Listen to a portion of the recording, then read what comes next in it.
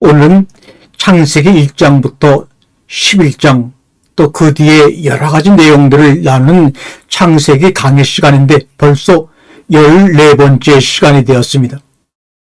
오늘은 창세기 22장의 말씀을 가지고 우리가 재미난 성경 속의 이야기를 나눌 텐데 제목을 뭐라고 정할까 고민하는 가운데서 여러분도 한 마음속으로 22장의 강해를 들으시면서 어떤 제목으로 이 이야기의 제목을 정했으면 좋을지 한번 생각해서 저에게 한번 어필을 해주세요.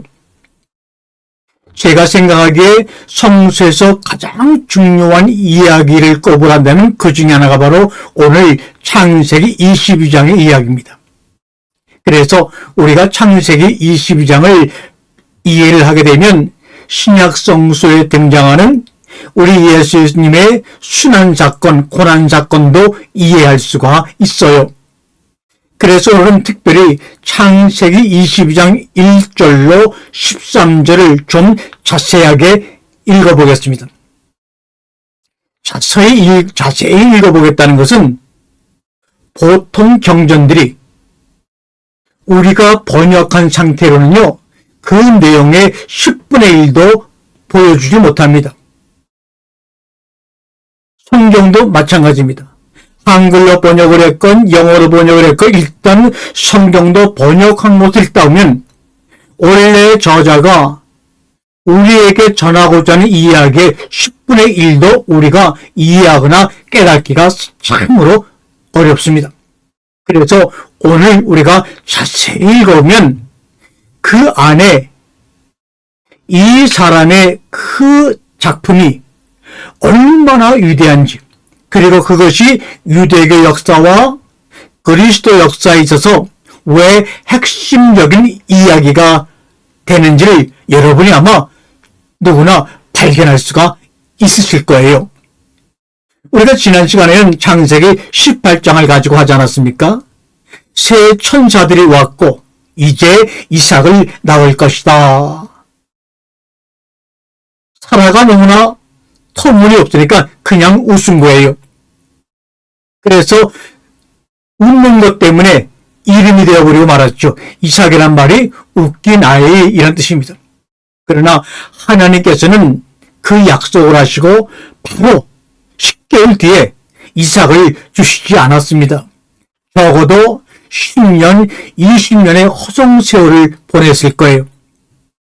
그러자 세월이 점점 길어지자 아브라함과 사라는 절망이 깊어갔을 거예요.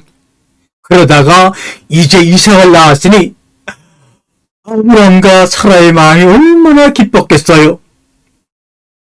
100세 불가능한 시간에 하나님께서 이삭을 아들로 주신 거예요.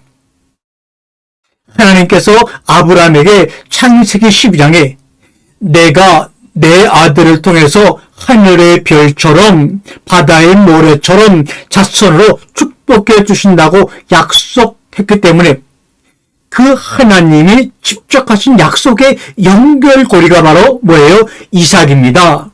그런데 창세기 22장은요, 하나님께서 느닷없이 갑자기 이삭을 산제사로 드리라는 거예요. 영어로 말하면 홀로코스트란 것이 홀이 전체의 말이고 코스트는 태운다는 말이에요. 그러므로 홀로코스트는 이 이삭이라는 너의 하나밖에 없는 아들을 전부 태워서 나에게 바치라는 명령이에요. 이게 가능한 명령일까요? 아니죠. 불가능한 명령이고요. 도저히 납득할 수 없는 명령이고요. 도저히 받아들일 수 없는 명령이에요. 하나님, 당신이 분명히 나에게 줄 아들을 통해서 큰 민족을 이루겠다고 했는데 하나님이 스스로 한 약속을 지금 파기하겠다는 거예요. 좀 더 과감하게 말하자면요, 창세기 22장의 이야기는 하나님이 아브라함을 시험한 사건도 아니고 이삭을 시험한 사건도 아니고 하나님이 하나님 자신을 시험한 사건이에요. 하나님이 선택한 아브라함이란 인물이 과연 괜찮을까? 인간은 동물인가 아니면 신적인 존재가 될 수 있는가를 하나님이 창세기 22장 이삭을 바치라는 이야기를 통하여 하나님 자신에게 스스로 물으시면서 자신을 시험한 사건이에요. 하나님 자신이 굳게 한 아브라함을 통해서 그 민족을 이루겠다는 약속을 스스로 파기하겠다고 지금 거리고 있는 거라고요. 그래서 이 사건이 창세기 22장이 후대에 등장하는 교회 예수님의 순환 사건과도 긴 연관이 있습니다. 이게 바로 창세기 22장이 모든 이야기를 푸는 키 열쇠예요.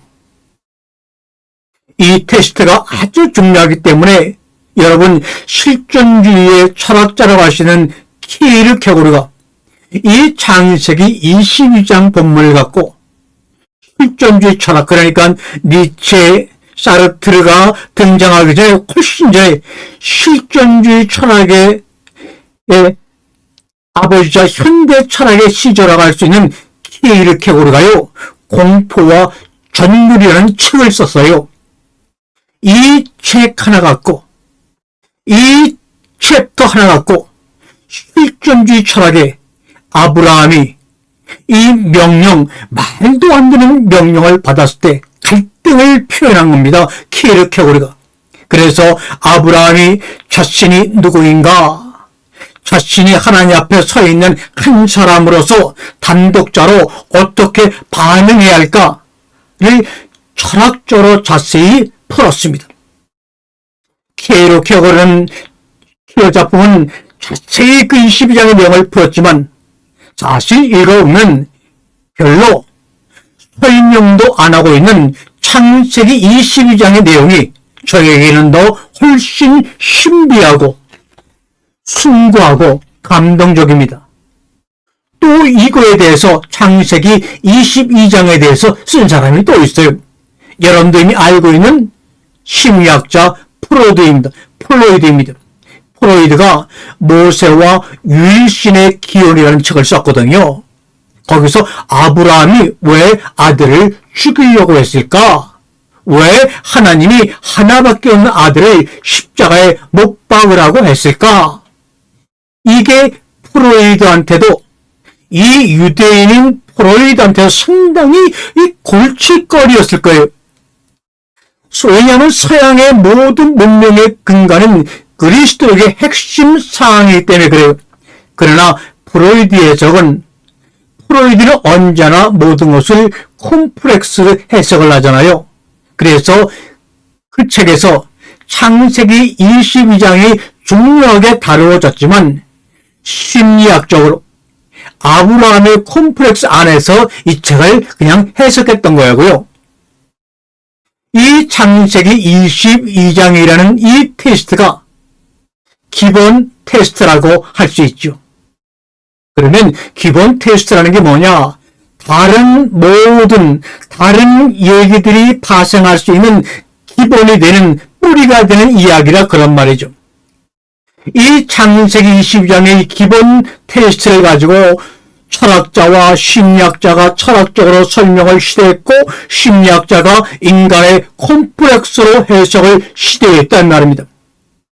나름대로 읽으면 지식도 얻을 수 있고 재미도 있지만 감동은 없었어요. 창세기 22장 본문을 읽는 것만큼이요. 그래서 이 책을 읽는 해석 방법을 또 제시한 문학 비평가가 있습니다. 이 비평가가 창세기 22장을 다르게 읽어야 한다, 이렇게 말하는 사람은 문학 비평가인 엘리 아우브 마크라는 사람이에요. 그는 독일에서 유대인 가정에서 태어나서 이탈리아어, 프랑스어를 공부한 고전 문헌학자입니다. 그는 1차 세계대전에 참석하고 1932년에 히틀러가 등장하자 독일의 지식인으로 더 이상 이제는 독일에서 살 수가 없었어요. 그래서 이민을 떠납니다. 어디로 갔느냐? 터키의 이스탄불로 간 거예요. 그래서 터키 이스탄불 대학교의 비교 문학 교수가 됩니다. 이 비교 문학 교수가 되면서 자신이 이스탄불 도서관에 엄청난 많은 책이 있거든요. 책이 많이 있어 그거를 참고해서 책을 쓸 수 있었는데, 아우버바크의 이 책은 노트나 각주가 하나도 없이 그저 순수하게 자기가 상상해서 책을 썼어요. 그렇기 때문에 이 책이 오늘날까지 우리가 하는 문학 비평의 최고의 책으로 자리 잡았어요. 그걸 넘어서는 책이 있다면 아마 아리스토텔레스의 시약 정도가 아닌가 생각을 합니다. 그래서 아우버바크가 그 책의 제목을 미메시스라고 그랬어요. 이 미메시스란 단어가 좀 어려운 단어인데, 그리스어로 미메시스란 말은 흉내내다 이런 뜻이에요. 그래서 미메시스라는 책의 부제가 뭐냐면, 우리가 사는 삶의 서양 문화에서 이 서양 문학이라는 범주가 얼마나 큽니까? 성서를 포함해서 이 문학 전체에서 우리가 사는 리얼리티 현실을 어떻게 재현할 것이냐는 주제로 미메시스라는 책을 썼단 말이에요. 그런데 이 미메시스라는 책의 제일 첫 번째 1장에 내용이 창세기 22장에 관한 내용입니다. 그래서 이 사람은 이 미메시스라는 책에서 세르반테스, 돈키호테도 말하고 심지어 버지니아 울프도 말하고 단테 신곡도 말합니다. 그러면서 서양 문학에 있어서 문학이 사실은 인간이 가진 최고의 구원이에요. 어떤 면에서 성서가 없다면, 성경이 없었다면 그리스도가 살아남지 못했을 거예요. 개신교가 살아남지 못했을 거예요. 이러한 문학작품을 통해서 사람들이 그 문학작품을 읽으면서 스스로 깨닫게 되는 거거든요. 철학은 똑똑한 사람이 가르쳐주는 거고요. 문학은 스스로 저와 여러분이 읽으면서 서서히 변화하는 거예요. 이미 기원전 5세기부터 인간을 변화시킬 최고의 교육은 문학이다라는 판명이 되었어요. 그래서 세계 노벨 문학상이 있는 거죠. 왜요? 읽는 사람을 변화시키니까. 그래서 이 바크가 쓴 미메시스라는 책 1장에서 창세기 22장의 내용과 또 하나는 그 유명한 호메로스의 작품 오디세이아 19장을 비교하고 있어요. 비교해서 아주 근본적인 성서에 등장하는 문학작품으로서의 성서의 핵심을 이야기하고 있습니다. 여러분이 잘 아시는 대로 호메로스의 오디세이아 19장은 오디세우스가요 20년 동안 트로이 전쟁에 갔다가 집으로 돌아와요. 20년 만에 자기네 고향 이타카로 돌아옵니다.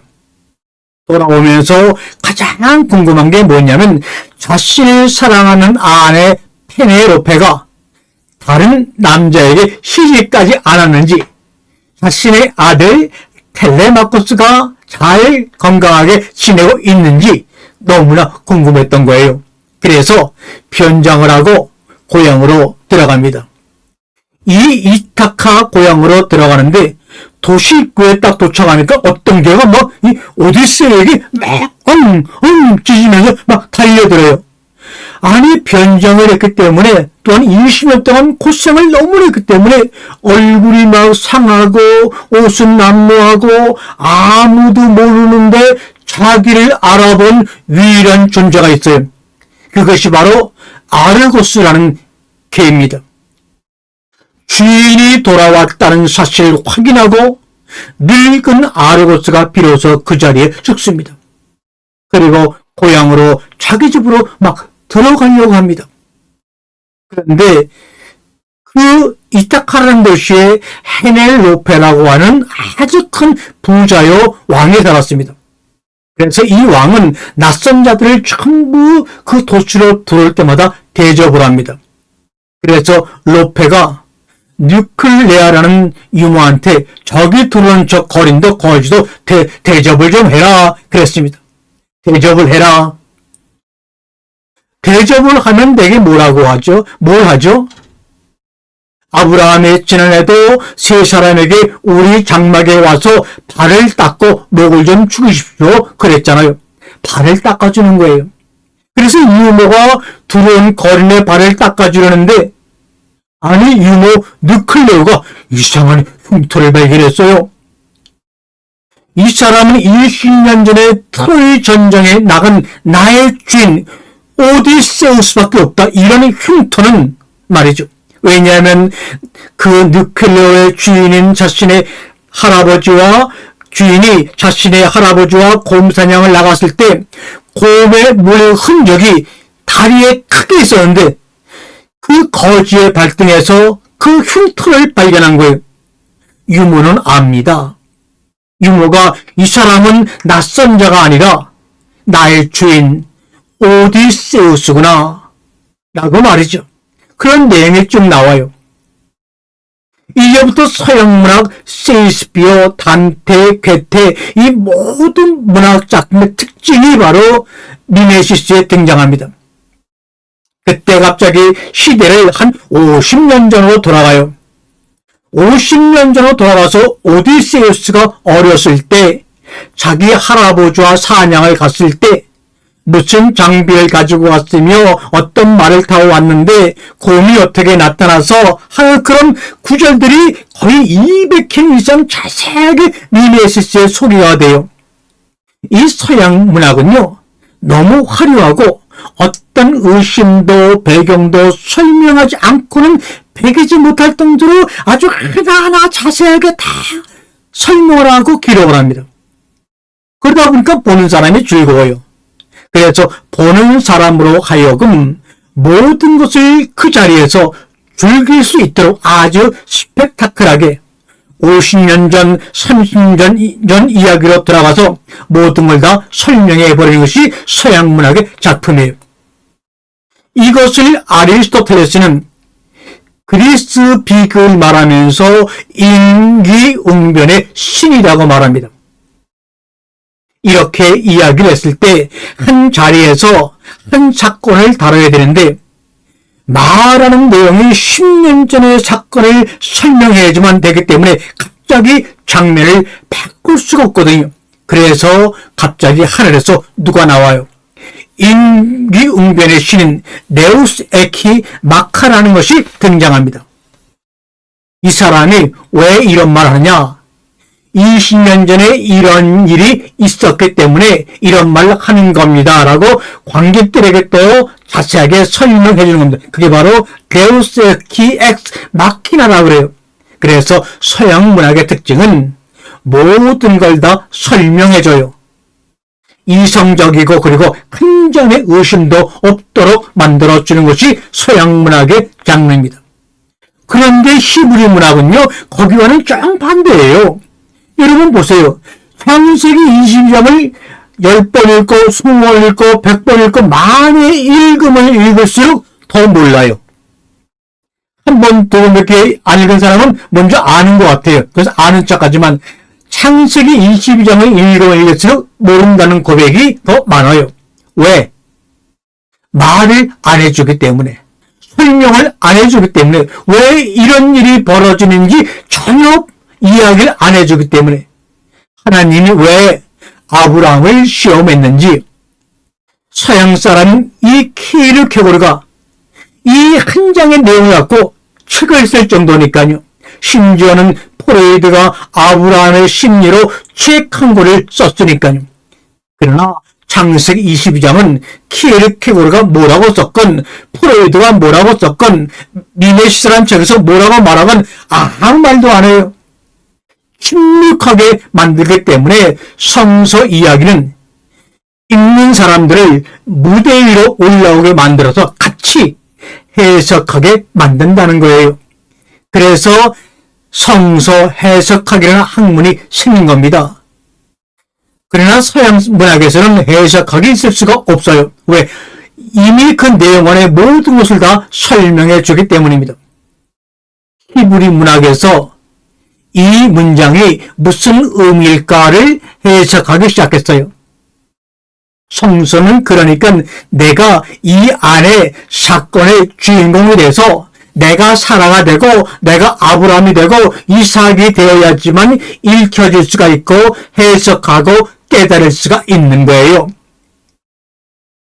창세기 22장의 내용은 남의 이야기가 아니라 내 이야기이기 때문에 그래서 마크가 미메시스 척장에서 창세기 22장이 히브리 문학의 경점이다 이렇게 말합니다.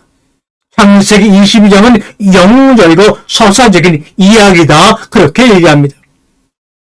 창세기 22장 1절에 뭐라고 했냐면 이런 일이 있으누 라고 말합니다. 이런 일이 있으누 도대체 무슨 일이 있었어요? 이렇게 성서에 쓰는 아주 애매모호한 문장이 나옵니다. 그러면 여러분이 이런 일이 있으누 그러면 그 밑에다 빨간 줄을 쭉 그어야 돼요. 왜? 이게 되게 중요한 일이거든요. 이게 이 뒤에 분명히 중요한 사건이 터지거든요. 보세요. 이런 일이 있으므 하나님이 아브라함을 시험하셨다. 엄청난 사건이 지금 터졌잖아요. 이런 일이 있으므 무슨 이런 일이 있으므 이거는 뭐냐면 아브라함이 이삭을 낳은 후 하나님이 아브라함에게 이삭을 바치겠다라는 말입니다. 백세에 하갈을 통해서 태어난 이스마엘도 있었지만 하나님께서는 사라를 통한 자식을 통해서 대를 잇는다는 신앙의 믿음의 위협을 잇는다는 약속을 받았기 때문에 모든 것이 아브라함의 삶 속에서 가정에서 평안했어요. 모든 것이 하나님의 뜻대로 잘 되는 것 같고 심지어는 하나님이 이전보다 더욱더 하나님께 아브라함이 이전보다 더욱더 하나님께 제사를 드리고 신앙생활을 잘해도 항상 시험이 온다는 말을 우리에게 전하고 있는 거예요. 이 구조는 욥기 1장하고 똑같아요. 동방에 유일한 의인이 있었어요. 정직하고 의로워서 스스로에게 정직한 사람 동방의 최고의 부자면서 욥 이런 사람은 도저히 전에도 후에도 없었다는 거예요. 욥기 2장에 뭡니까? 여호와 하나님이 앉아 있었고 하나님의 아들들 신들이 그 옆에 쭉 둘러 앉았는데 그 중에 사단이 검사 한 명이 있었어요. 검사가 하나님한테 도전하는 거예요. 여호와 하나님 아무런 이유 없이 우리가 신앙생활을 하는데 내가 천국 간다는 보장 없이 이 세상에 살면서 사업이 잘 되고 건강하고 기도를 하면 아들이 잘 된다는 보장 없이 아무런 이유 없이 인간이 하나님을 섬기고 모실 수가 없어요. 하나님은 인간을 잘못 본 거예요. 인간은 다 그런저렇게 어떤 대가를 바라고 신앙생활을 하거든요. 이렇게 얘기합니다. 그러니까 하나님이 그 사단에게 검사에게 그럼 네가 한번 시험해봐 임마. 시험은 악마가 사단이 하는 게 아니에요. 이 사탄이라는 말이 지금으로 말하면 검사라는 뜻이에요.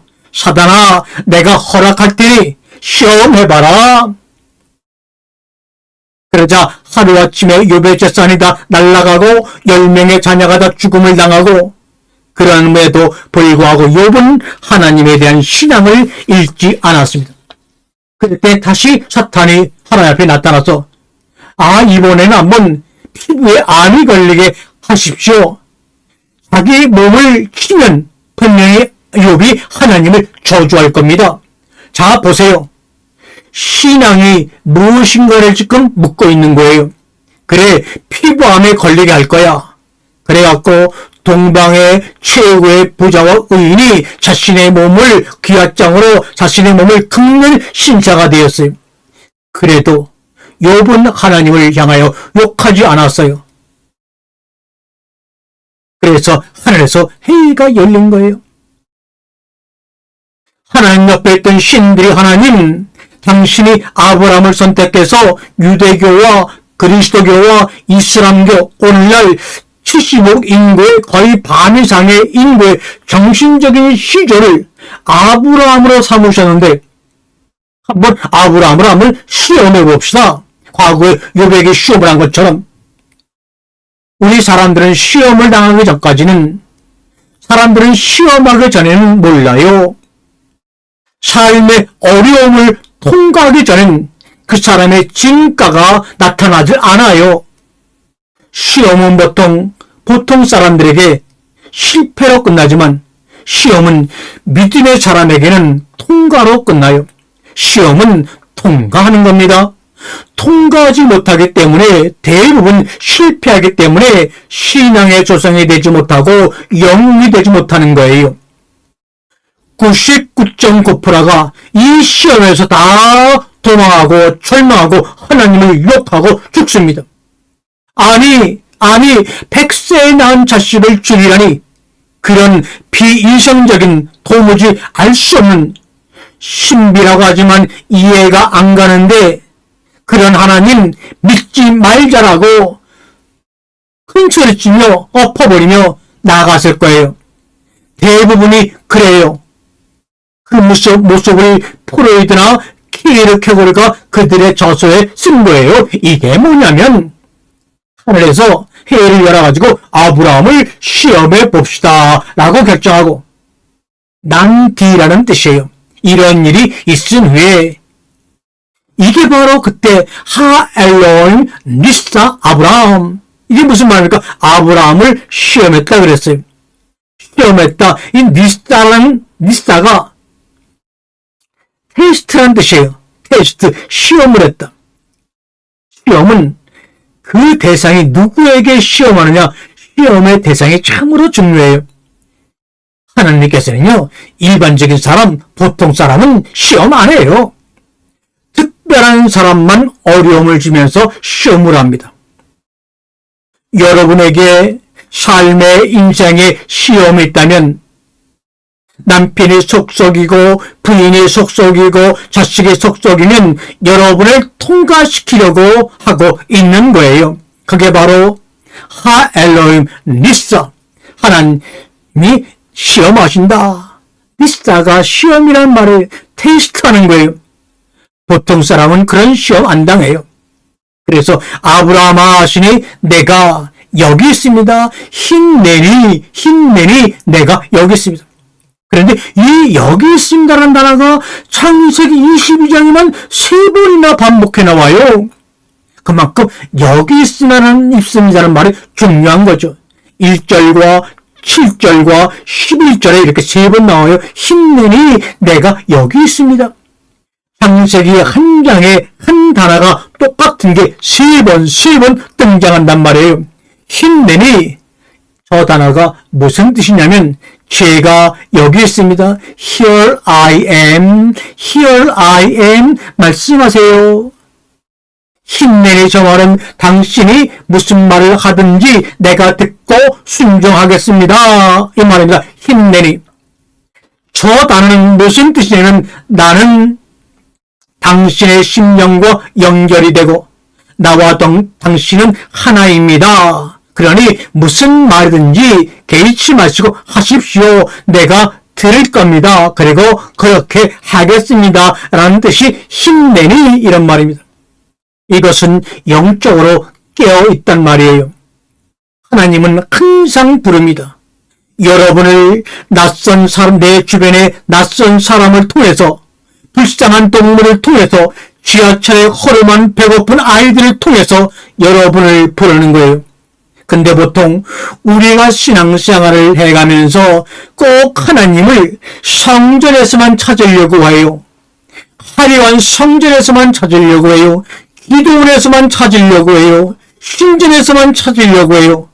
그런데 그런 장소에 없는 경우가 더 많아요. 왜요? 하나님은 낯선 자가 우리에게 하나님으로 변장하고 오시거든요.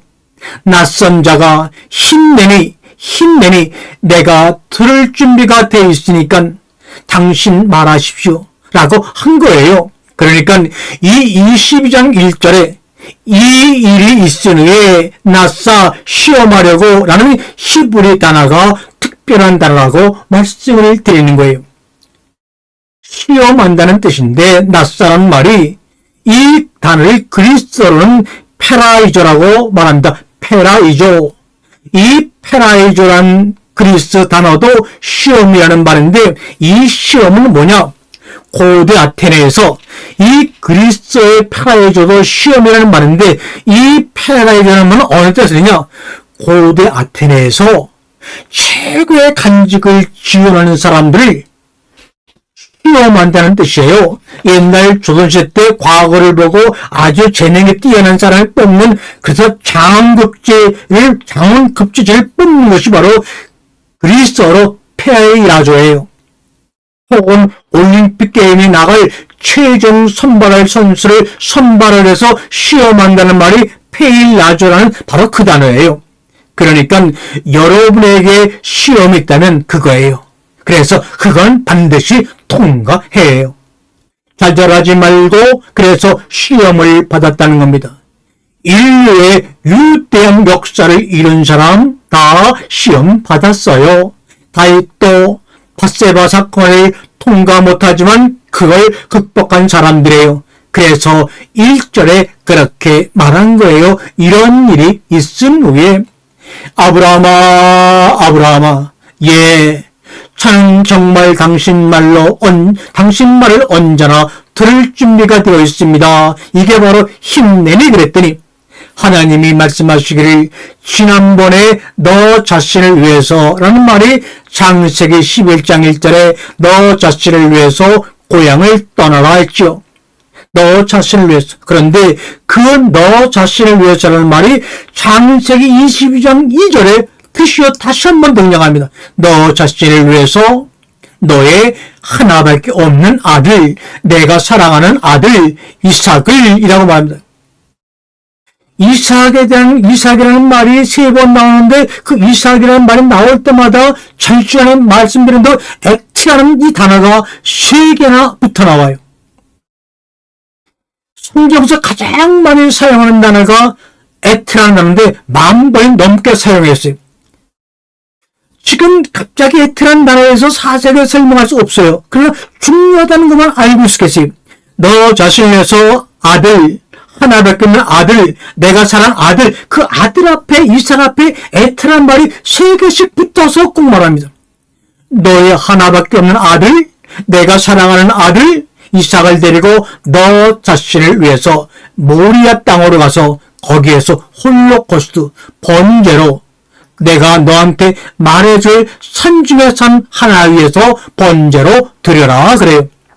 그런데 이 문장을 잘 읽어보면 참으로 애매한 문장이에요. 말해준 산이 아니에요. 말해준 산. 내가 너에게 말해줄 산이라고 말하고 있어요. 말해준 산이 아니에요. 그러니까 말해줄 산이니까 그러면 그 말해줄 산이 언제 보이나요? 하나님의 말씀을 듣고 자기를 완전히 하나님께 드릴 때 비로소 모습이 드러나는 산이 바로 모리아 산이에요. 이 장소가 역대기에서 나중에 모리아라는 장소가 예루살렘으로 이름이 바뀝니다. 거기에 하나님의 성전이 들어서죠.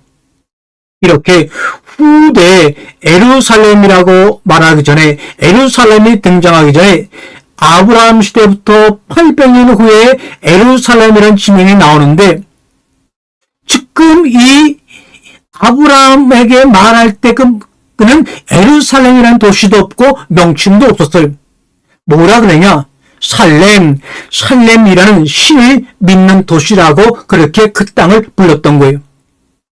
그래서 예루살렘이라고 나중에 하는데 예루살렘은 이제 나중에 나오는 지명인데 모리아라는 곳에서 하나밖에 없는 내가 사랑하는 아들 이삭을 바쳐라.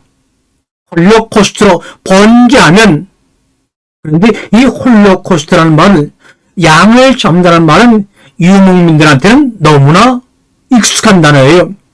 홀로코스트라는 것은 유목민들이 양을 잡을 때 하는 행위를 홀로코스트라고 해요. 양을 잡을 때 어떻게 하는지 아시잖아요. 먹을 게 없으니까. 그런데 그 먹기 위해서 양을 잡을 때 어린 양의 뼈 마디마디를 칼로 다 쳐요. 그리고 피를 전부 뽑고 완전 연소시켜서 죽이는 것이 홀로코스트예요. 이게 나치가 유대인을 죽였을 때 홀로코스트라고 말하잖아요.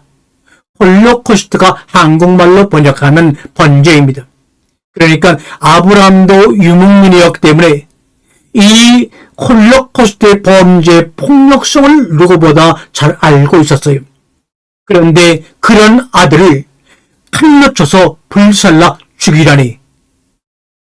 지금 이 요구를 하고 있고 이 요구를 지금 아브라함이 받고 있는 거예요. 내가 사랑하는 내 하나밖에 없는 아들, 그런 아들이에요. 그 아브라함한테는 아들이 몇 명 있었죠? 2명이 있었어요.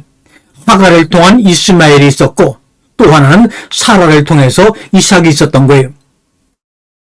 이 구절을 바빌로니아 탈무드를 통해서 보게 되면 사내들이라고 하는 섹션이 나오는데 여기에 이런 내용이 나와요. 하나님이 아브라함아 네 아들을 데리고 가라 그랬더니 아브라함이 묻습니다. 하나님 어느 아들을 말하는 겁니까? 이렇게 물어요. 그랬더니 사랑하는 아들이다. 그랬더니 아브라함이 이스마엘도 사랑하고 이삭도 나는 둘 다 사랑합니다. 하나밖에 없는 아들이다. 아니 이삭도 사라에게는 하나밖에 없는 아들이고요. 이스마엘도 하갈에게는 하나밖에 없는 아들인데 도대체 어느 아들을 말하는 겁니까? 그랬더니 하나님이 화가 나서 이놈아 이삭이다 그랬다는 거예요. 그를 어디로 가라 했다는 거예요. 모리아 땅으로 가서 널 위해서 이 말이죠. 근데 모리아가 어디입니까? 이 모리아라는 장소가 후대 800년 뒤에 예루살렘이라는 이름이 되었지만 이게 예루살렘으로 가는 걸 수도 있는 거예요. 그런데 모리아를 잘 보면요. 모리아의 의미가 나옵니다. 무슨 뜻이냐? 저기서 아브라함은 이삭을 바치는 사건이 나오는데 이 모리아라는 땅은 사실 모리아라고 하는 말은 무슨 말이냐? 나타나는 장소라는 거예요. 이미 존재하는 것이 아니라 나타날 장소라는 거예요. 드러나는 장소. 인생의 크고 작은 역경을 딛고 일어나서 어려움과 마주해서 그 시험을 인내하고 통과하고 포기하지 않을 때 슬그머니 자신의 모습을 보여주는 장소가 모리아예요. 모리아는 여러분에게만 보이는 장소예요. 누구에게도 보여주지 않는 그 문제를 잡고 고민할 때 슬며시 나오는 장소가 모리아라는 말이에요. 드러날 장소에 드러나는데 어느 장소냐? 이 장소는 내가 여러분이 시험을 가지고 포기하지 않고 견딜 때 드러납니다. 견딜 때 드러나요.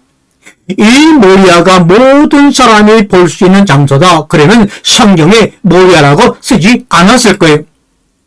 아마 성서에 등장하기 위해서는 파고 들어가서 이게 뭐야? 여러분 각자에게 여러분의 삶, 마음속에 자신의 모습을 드러내는 장소가 자신의 참된 모습을 드러내는 장소라는 뜻이 바로 모리아예요. 그것을 찾아야 된다 이겁니다. 왜? 그것이 바로 결국 너 자신을 위한 최선이다 이거예요. 근데 이 말을 했을 때 맨 처음에 아브라함이 못 알아들을 수 있었어요. 당연히 못 알아듣죠. 모리아야 도대체 모리아가 장소입니까? 아니면 그럼 내가 아는 어떤 산입니까? 그 모리아가 레바논에 있는 겁니까? 메소포타미아에 있는 겁니까? 시리아에 있는 겁니까? 이집트에 있는 겁니까? 시내산에 있는 겁니까? 도대체 그게 무슨 산이에요? 모리아라는 말은 다시 한번 설명하면 두 개의 단어가 만나서 합쳐져 갖고 생긴 단어예요. 모리아, 이거는 라하, 히브리어로 라하. 이 말은 뭐냐면 보다란 뜻이에요. 보다란 말과 야, 에호바, 여호와라는 말과 보다란 말이 합쳐져서 에호바 모리아라는 말이 생겼어요. 그러니까 이 여호와라는 말과 보다라는 말을 합쳐져서 모리아라는 말이 됐으니까 모리아는 여호와께 보여지는 거예요. 아브람, 내가 여호와께 보여지는 장소가 바로 모리아예요. 여러분과 제가 하나님께 보여지고 우리가 하나님을 보는 장소가 바로 모리아예요. 너는 가서 레카라크 제발 너는 가다는 말이 무슨 말이냐? 레카르크라는 말은 제발 너를 위해서 아주 우리 하나님이 간절히 자극을 주고 동기를 부여하고 간청하는 기본 불명사가 바로 르크라는 말인데, 이 번역 성서나 히브리 문법에서 르크라는 말을 번역하지 않고 해석하지 않았기 때문에 해석에 어려움이 생길 수가 있었어요. 하나님의 마음을 놓치고 말았어요. 제가 여기 있습니다. 여호와 하나님 말씀하세요. 그랬더니 하나님 다시 이렇게 말씀하시는 거예요. 거기서 번제를 드리는데 그것은 내가 너에게 지시할 땅으로 가야 돼. 내가 앞으로 말할 것이 언젠지는 얘기하지 못하지만 언젠가는 말해야 될 텐데 가라는 거예요. 다시 말하면 여행을 떠나라 이 말이에요. 여정을 발을 한 발 두 발 뛰면서 너의 친척 본토 아비 집을 떠나는 여정의 시작되지만 희미하던 것이 확실하게 보인다는 거예요. 그런데 하나님이 더 헷갈리게 만들어요. 뭐라고 그래요? 하하림 많은 산들 중에 하나래요. 하하림 많은 산들 중에 하나래요. 내가 말해줄 많은 산들이 있는데 그 중에 하나야. 그러니까 그 모리아라고 하는 것은 인생의 목적지가 아니에요. 인생에서 중요한 거는요. 인생에서 중요한 것이 뭐냔 말이죠. 지금 여기라는 말이에요. 여기 없이 저기 갈 수 없잖아요. 당신이 서 있는 장소, 당신이 서 있는 이 장소, 여기가 천국이다 그 말이에요. 여기를 통과하지 않고서는 여기의 고난과 역경과 질병과 배신과 이 어려움의 강을 통과하지 않고서는 천국 못 간다 이 말이에요. 3절을 보세요. 아브라함이 그 다음날 아침에 일찍 일어났대요.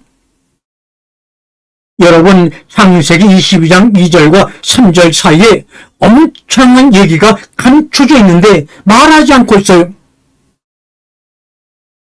만약에 서양 문학 같으면 무슨 얘기가 이 22절과 3절 사이에 있어야 되냐 말이죠. 아브라함이 하나님의 이야기를 듣고 기름에 차가지고 텐트로 들어와 시무룩하게 앉아있고 옆에는 눈치 빠른 마나님 사라가 아브라함 남편 얼굴을 빤히 쳐다보면서 아니 여보 왜 그렇게 얼굴이 아침까지 안 그랬는데 갑자기 얼굴이 걱정이고 시무룩합니까? 무슨 걱정거리가 있어요? 말해봐요. 아니야, 당신은 몰라도 돼. 아니에요, 말씀해 주세요. 나는 살면서 당신의 이런 얼굴을 본 적이 없어요. 아니야, 괜찮아. 이런 이야기들이 2절과 3절 사이에 아마 있었을 거예요. 사실은 하나님께서 이삭을 번제로 드리라고 말하네, 여보. 100세 얻은 자식을 어떻게 죽이란 말이야? 하나님이 그런 신이 어디 있어? 그러니까 욥기에서는 욥의 부인이 그런 하나님 저주나하고 죽어라 그랬거든요. 그런데 오늘 본문에 보니까 사라는 그러질 않았어요. 그래서 2절과 3절 사이에 사라와 아브람 사이에 갈등 얘기가 소설 한 구로 써도 나올 수 있어요. 문학에 재질에 있는 분들은 창세기 22장 2절과 3절 사이에 사라와 아브라함의 갈등 얘기를 한번 서스펜스하게 한번 써보시면 노벨 문학상의 후보작이 되지 않을까 생각이 들어요. 사실 사라와 아브라함의 갈등 2절과 3절 사이에는요, 심리적으로 엄청난 서스펜스, 긴장과 불안감이 있는 거예요. 밤새 일어나는 엄청난 사건이 있었는데 그건 말하지 않고 아침 일찍 일어나 말에 안장을 채웠다. 충묵 속의 웅변인 거죠. 실제로 보세요. 번제에 쓸 장작을 다 쪼개가지고 그는 하나님이 그에게 말씀하실 그것으로 길을 떠납니다. 그런데 그 당시에도 히브리어에는, 히브리 원문에는 몸이라는 게 존재하지 않아요. 그래서 몸이 없으면 저 말이 미래형인지 저 말이 과거형인지 아무도 몰라요. 우리가 지금 읽는 창세기 22장은 적어도 기원전 10세기경에 쓴 거거든요. 우리가 아는 히브리어의 몸이 생긴 것은요, 그로부터 1000년이 지난 다음에 마소라 사본을 통해서 몸이 만들어진 거예요. 그리고 2000년 후에 몸을 집어넣기 때문에 이 오늘의 본문이 과거형인지 미래형인지 사실은 아무도 몰라요. 그래서 그 장소를 향해서 길을 떠났다. 여기에 제가 오늘 여러분한테 말씀드릴 핵심 단어가 나오는 건데 바로 그 단어가 그 장소라는 말입니다. 그 장소를 향하여 떠났다. 그 장소는 궁극적으로 아브라함과 이삭이 가야 할 장소입니다. 이 장소가 히브리어로 마콤이란 말인데 나귀의 안장을 키우고 아브라함하고 이삭하고 두 종들이 함께 간 거예요. 그래서 그 장소 말콤을 향해 가는 겁니다. 그런데 이상하지 않습니까? 여기 장소에 가서 번제를 드리려면 뭐가 있어야 돼요? 번제, 희생제사, 물이, 동물들이 있어야 되는데 동물들이 없어요. 그런데 그 동물이 왜 없냐고 누구도 물어보지 않고 침묵 속에 갑니다. 가는 거예요. 그러면서 3일 동안을 걸어갑니다. 여기서 3일 동안, 이 3일이라는 것은 참으로 메타포 상징이에요. 우리가 장례를 칠 때도 항상 3일장 하지 않습니까? 완전히 죽은 상태가 확인돼서 완전히 죽는 시간이 3일이래요. 예수님께서도 3일 만에 부활하신 거예요. 그래서 완전한 죽음 후에 부활하신 거예요. 요나가 고래 뱃속에 3일 동안 완전히 자신이 죽었다는 거예요. 그러니까 이 3일 동안 아브라함과 이삭이 얼마나 그동안에 많은 얘기를 했을 것 같아요. 우리는 왜 갑니까, 아버님? 번제를 어떻게 드려야 합니까? 그 장소는 어디입니까? 이런 얘기가 다 있는데 아까도 말씀드렸지만 히브리 문학의 특징이 뭐예요? 말 안 하는 거라 그랬죠. 읽는 사람으로 하여금 이 장면을 끌어당기는 거예요. 그래가지고 3일 만에 엄청난 이야기를 주고받은 후에라는 뜻이에요. 3일 만에 그제서야 아브라함은 고개를 들어서 멀리 그것을 바라보고 있어요. 하마콤, 저 멀리 그것을 바라볼 수가 있었어요. 멀리 있는 그 장소를 볼 수가 있었어요, 드디어. 그래서 후대 유대인들은 천국을 무슨 단어로 했느냐? 그 장소, 여기에 나오는 하마콤을 히브리 사람들은 천국이라고 표현했어요. 저 멀리 있는, 저 멀리 보이는, 한 발 여정을 딛고 가서 희미했던 것이 확실하게 보이는 저 장소, 하마콤, 저기가 히브리인들은 하나님의 나라라고 생각을 했어요. 그런데 하마콤이라고 하는 것은 구체적으로 무엇이냐? 하마콤이라는 것은 축자적으로 보면, 문자적으로 보면 당신이 서 있는 이 장소라는 뜻이에요. 당신이 앉아있는 이 장소가 천국이래요. 그러면 맨 뒤에 그 장소가 멀리 있었다는 것은 뭐냐? 멀리 보인다는 것은 뭐냐? 사람들이 바로 이것이 천국이라고 하면 너무 안주할까봐. 이 천국은 내가 천국이라고 하고 내가 내 자신을 척신하지 않고 내가 게으러지면 항상 저 멀리 떠난다는 거예요. 그래서 멀리 있는 그 장소 하마콤이라고 해요. 이 두 단어가 서로 붙을 수 있는 단어가 아니에요. 왜냐하면 지금 당신이 있는 이 장소거든요. 그런데 그 장소가 멀리 떨어졌대요. 이건 모순이죠. 그거는 뭐냐? 천국은 내가 있는 이 장소에서 이루어야 될 궁극의 삶의 태도라는 거예요. 그런데 그것을 내가 너무 자신만만하게 생각을 해서 거기에 안주하게 되면 그 천국은 나로부터 떠나버리고 만대요. 그것은 마치 에마오로 가는 두 제자에게 예수님께서 부활한 예수께서 나타나셨지만 부활한 예수를 보자마자 그 순간에 예수님이 사라진 것하고 똑같아요. 멀리 있는 그것을 바라볼 수가 있다. 바라보는 장소입니다. 이게 4절이에요. 제3일 아브라함이 눈을 들어 그것을 멀리 바라본지라. 그는 보세요. 지난번에는 우리가 아브라함의 소명에 관한 이야기를 했지만 오늘은 뭐예요? 이삭의 헌신. 창세기 22장은 사실 아브라함을 시험한 게 아니에요. 아버지 아브라함의 뜻을 알고 이삭이 스스로 자신의 목숨을 바치는 사건, 헌신 사건이에요. 여러분 22장 5절에 보세요. 아브라함이 종들에게 이르되 너희는 나귀와 함께 여기서 기다려라. 내가 내 아이와 함께 가서 예비하고 너희에게 돌아오게 하리라. 이 아이라고 이삭을 번역하고 있어요. 이 구절에 대한 해석이 오해를 갖고 왔기 때문에 창세기 22장을 아브라함의 시험 사건으로 우리가 둔갑시켜서 그렇게 해석하고 믿어왔던 거예요. 유대인 화가 렘브란트나 카라바조나 그 다음에 케르케고르나 포르드까지 그렇게 책을 쓸 수밖에 없었느냐? 아이라고 번역된 창세기 22장 5절의 잘못된 성서 번역을 봐서 그래요.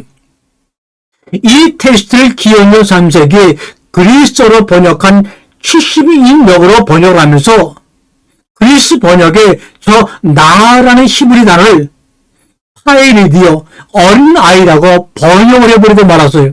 그러니까 아브라함이 아이를 데리고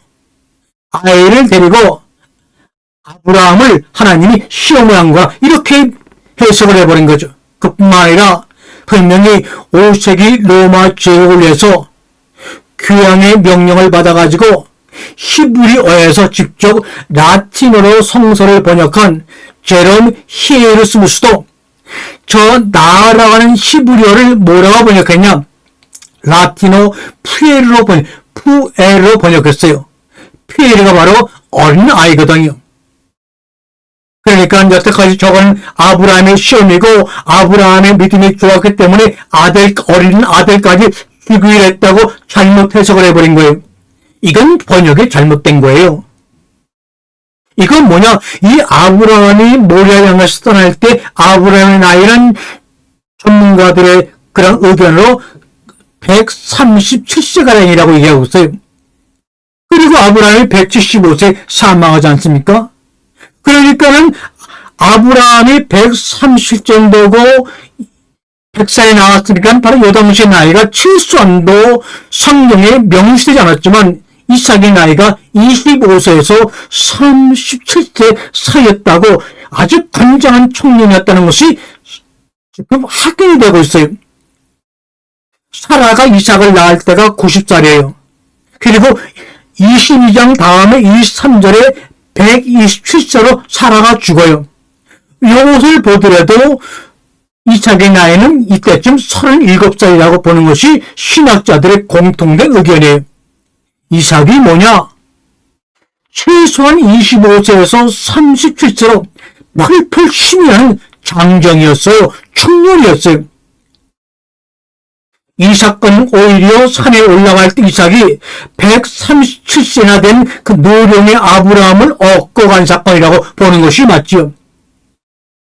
아브라함을 설득한 사건이지 아브라함의 시험이 아니에요. 너희 여기 있거라. 이 건장한 청년 내 아들 이삭과 함께 저리 가서 예배를 드리고 하나님의 뜻이 무엇인지 우리가 알고 예배 드리고 다시 올 것이다. 여기 바로 이 문장에서 아브라함 믿음을 발견할 수 있어요. 너희는 여기서 나귀와 함께 여기서 기다리라 하고 이제 본격적으로 산을 올라가는 거예요. 그런데 산이라는 것이 보통 높이가 있지 않습니까? 한 걸음 한 걸음 힘을 동원하지 않으면 올라갈 수 없는 게 산이에요. 자기 안에 모든 무거운 것들을 내려놓아야지만 올라갈 수 있거든요. 그래서 이 모리아 산이라고는 이 산 모티브가 나중에 야곱 사다리로 연결이 되죠. 이것이 바로 겟세마네 동산이고, 이것이 바로 예수님의 십자가 사건이고, 이것이 바로 생명나무의 모티브가 전부 하늘과 땅이 하나라는 모티브예요. 그래서 아브라함이 번제를 드리려면 최소한도 나무 토막이 적어도 10개 이상은 있어야 돼요. 얼마나 무겁겠어요. 그런데 그걸 아들한테 지었다고 성경에 나오죠. 아이한테 그런 건 어떻게 지어요? 그러니까 이삭이 3살짜리 아이가 아니었어요. 유치원 학생이 아니었어요. 분명 청년이었어요. 힘이 펄펄 나고 장작 10개 이상을 짊어져도 끄떡없는, 장작을 어깨에 메고 아버지 손을 잡고 산을 올라갈 수 있는 그런 사람이었어요.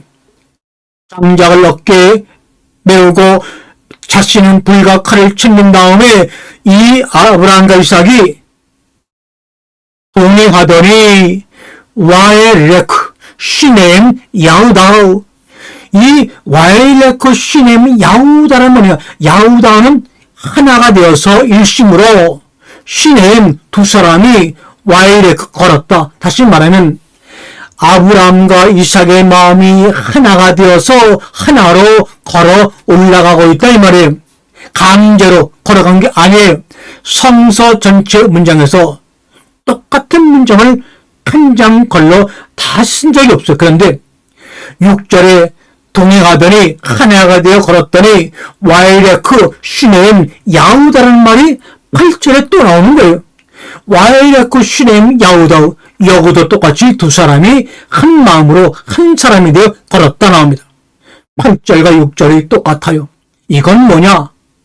아브라함의 마음이 누구의 마음이었다고요? 이삭의 마음이었고, 이삭의 마음이 아브라함의 마음이었고, 무슨 일이 일어나고 있는지 두 사람이 알고 하나였다는 거예요. 알고 있었다는 것을 표현하는 문장이에요.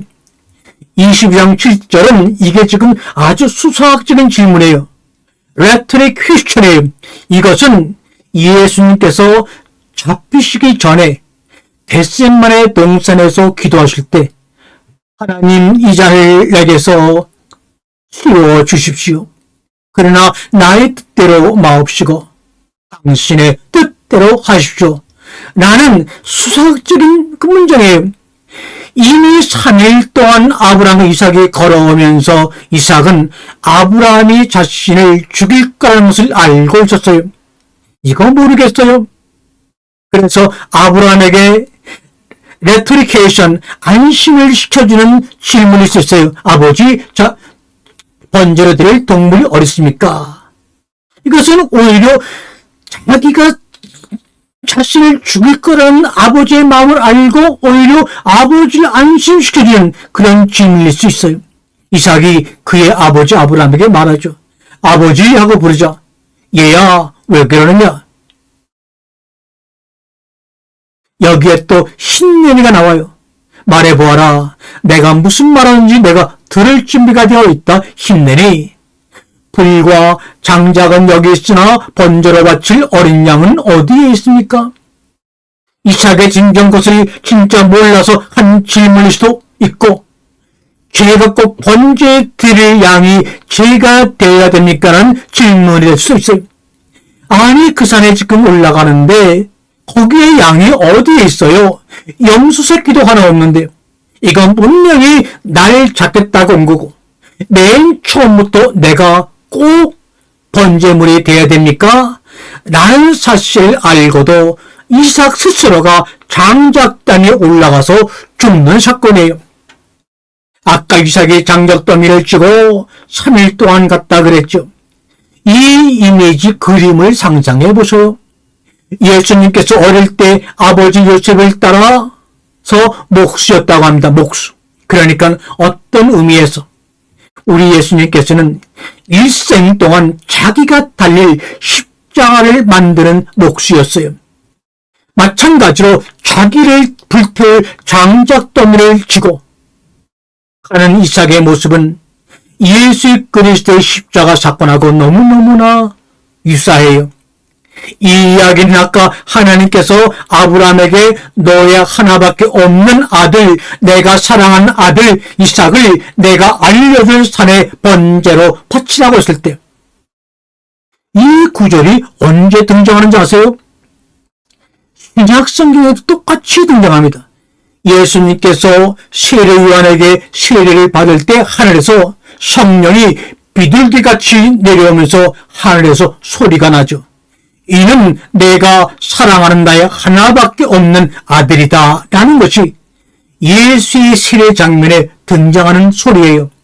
그러니까 창세기 22장은 예수의 십자가 사건뿐만 아니라 예수가 공생애를 시작하는 세례받는 사건의 원래 테스트입니다. 원 문장이에요. 해가 돼야 됩니까? 아브라함이 번제로 바칠 양은 하나님께서 손수 마련해 주실 것이다 말합니다. 불안하지 않겠어요? 지금 다 컸는데, 그렇지만 보세요. 두 사람이 한 마음이었다, 동행했다, 한 마음을 걸었다. 이 구절이 6절과 8절에 두 번 등장하는 건 너무 이거는 외적인 케이스예요. 이거는 뭐냐? 두 사람이 완벽하게 한 마음이었다는 거예요. 흔들리지 않았다는 거예요. 그들이 하나님이 말씀한 곳에 드디어 도달했어요. 아브라함이 제단을 쌓고 그런 다음에 제 자식 이삭을 묶어서 제단 위에 올려놓았어요. 저거는 사실 아브라함이 이 청년인 이삭을 꽁꽁 묶어갖고 제단에 올려놓을 수가 없어요. 노인네기 때문에. 그런데 이삭이 스스로 자신을 번제물로 헌신한 겁니다. 올라간 거예요. 그때 주님의 천사들이 아브라함아, 아브라함아. 11절 보세요. 힘내니, 힘내니. 내 여호와 내가 여기 있습니다. 아브라함아, 아브라함아. 하나님이 두 번씩이나 아브라함아, 아브라함아. 잠깐만, 두 번을 말해요. 한 번을 말하지 않고 아브라함아, 아브라함아. 하나님이 두 번씩이나 급하게 불러요. 그때 힘내니 내가 여기 있습니다. 여호와가 말하길 그 건장한 청년 너희 아들 이삭을 손대지 말아라. 여기서 아이라고 번역하고 생각하면 안 돼요. 여러분 영어 성경이나 한글 성경이 전부 아이라고 했을 때 그 아이에게 손대지 말라가 아니에요. 그 건장한 청년의 너의 손을 뻗어 아무 일도 하지 말아라. 왜냐하면 이제야 내가 하나님을 두려워하여 너의 아들 유일한 것을 나에게 아끼지 않았기 때문이다.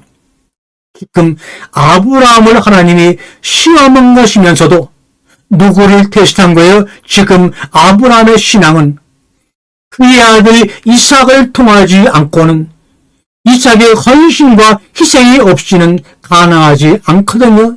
이것을 말씀하는 것이고 그 사건을 여기서 완성한 겁니다. 아브라함의 고개를 들어보니 숲풀에 순양 한 마리가 있었는데 뿔이 숲풀에 걸렸다 말합니다. 순양을 잡았어요. 그리고 대신 그걸로 번제를 삼았어요. 그 고대 근동에도 이런 순양들이 보면은 사막에서 숲풀에 걸린 것이 많아요. 그래서 순양이 숲풀에 걸렸다고 하는 것은 하나의 중요한 상징물처럼 그 당시에 고대인들은 알고 있어요. 숲풀에 걸린 순양의 모습이 사실은 아브라함의 고향이라는 갈대아 우르에서 아주 유명한 예술적인 주제이면서 실제로 그런 모습들의 유물이 많이 지금 발견되고 있다고 합니다. 창세기 22장에서 가장 중요한 단어가 하마콤, 바로 그 장소. 당신이 있는 장소가 바로 여기가 천국입니다. 하마콤, 당신이 말씀하신 것, 당신이 지시하신 것, 당신이 일러주신 것, 이 말이 바로 하마콤이에요. 3일 동안 가서 우리가 올라가야 될 그 산 모리아라고 하는 것은 내가 한 발짝 한 발짝을 걷고 뛰어서 하나님의 말씀에 온전히 복종하여 걸어갈 때 이 한 발자국에 서 있는 이 장소가 모리아 산이다, 천국이다, 하마콤이다 이런 말이, 여기 지금 내가 변하지 않으면 세상이 안 변하는 거예요. 여기 내가 이 장소를 혁신하지 않으면 우리 가정이 변하지가 않아요. 대한민국이 안 변할 거예요. 기독교가 한치도 변하지 않을 거예요. 그래서 저는 이 말씀의 시간이 너무너무 중요하다고 생각을 해서 좀 긴 시간 하지만 들을 수 있는 귀가 있는 사람은 꼭 들을 것이라고 믿기 때문에 이 시간을 하고 있는 거예요. 오늘 방송을 들으시는 여러분이 변하면 세상이 변하게 되어 있고 대한민국의 모든 교회가 더불어 세계 교회가 변하게 되어 있어요. 정치에서는 상대방이 변해야 된다고 하면서 숙청을 하고 감옥에 보내려고 막 그러잖아요. 왜요? 자신의 거울을 봐야 돼요. 자신을 봐야 돼요. 자신이 혁신해야지만 세상이 조금씩 변할 거다. 개인의 변화가 세상의 변화의 시작이다. 그것을 말해주는 특별한 사건이 아닌가. 뭐가요? 창세기 22장의 내용이. 그러나 여기서는 아버지의 뜻을 알고 맨 처음부터 이삭이 하나님의 뜻을 이루기 위해서 스스로 헌신하는 겁니다. 헌신이라고 하는 것은 소명을 받은 자가 자신의 임무를 위해서 모든 것을 다 내던지는 거예요. 소명을 받은 자들은 자기가 어디에 일생의 모든 걸 다 던져서 확속에 감춘 보물을 찾아야 되는지 알고 있는 자들이에요. 그런 사람들만이 거기에 모든 것을 바칠 수가 있어요. 헌신이죠. 그거를 헌신이라고 합니다. 그걸 십자가라고 하고. 그런데 자신의 임무가 무엇인지, 자신의 사명이 무엇인지, 내가 왜 하나님으로부터 부르심을 받고 있는지 몰라요. 남들이 그저 하려니까 해요. 남들이 그 임무를 하니까 그냥 따라간 거예요. 그러면 헌신할 수 없어요. 우리가 하나님의 부르신 다음에 우리가 여러분이 해야 될 일이 있는데, 여러분이 해야 될 인생의 고유한 임무가 있다면, 그것을 발견했다면 지금부터 오르게 하세요. 칼린 지브란의 시 중에 Do not love half loves란 말이 있어요. 반쯤만 사랑하는 사람을 사랑하지 마세요. 반쯤 사랑은 사랑이 아닙니다. 이런 말이 있어요. 반쯤인 친구인 사람을 반쯤만 친구로 삼지 마십시오. 반쯤 친구는 친구가 아닙니다. 우리가 인생에서 내가 해야 될 소명을 알게 됩니다. 그리고 거기에 110% 올인할 때 기적이 일어납니다. 그 사건, 이제 이걸 또 깨닫는데 시간이 많이 걸려요. 그래갖고 이거를 깨달았는데 이제 그 깨달음이 완성되기까지 열매가 맺혀질 때까지 그 과정의 얘기가 바로 오늘 여러분이 아는 야곱의 이야기예요. 그것이 바로 야곱의 깨달음이에요. 하늘과 땅 사이에 숨이 있는데 이 생기를 불어넣어 주신 이 숨이 하늘과 땅을 하나로 만들어 버리는 거예요. 창세기 5째 날 물고기가 바닷속에서 뛰어오르니 저 멀리 그 장소 마하콤에 아름다운 꽃이 피어 향기 날리네. 아멘, 아멘.